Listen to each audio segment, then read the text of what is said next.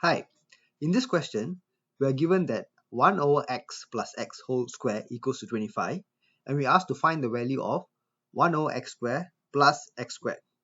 Now, this is basically a standard expansion over here. So let's do this step by step over here. So 1 over x plus x into 1 over x plus x.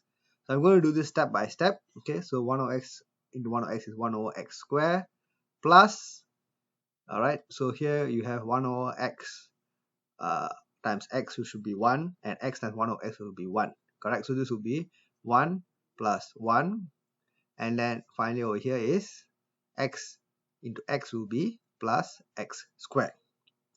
All right, so what I will have here is 1 over x squared plus 2 plus x squared. All right, and we are told that this is equals to 25. So if I bring the 2 over, 1 over x squared plus x squared will be equals to 25 minus 2. Alright, so with that we can write the final expression as 1 over x squared plus x squared equals to 23. Alright, so that is the answer for the question that is given here. Thank you. Bye.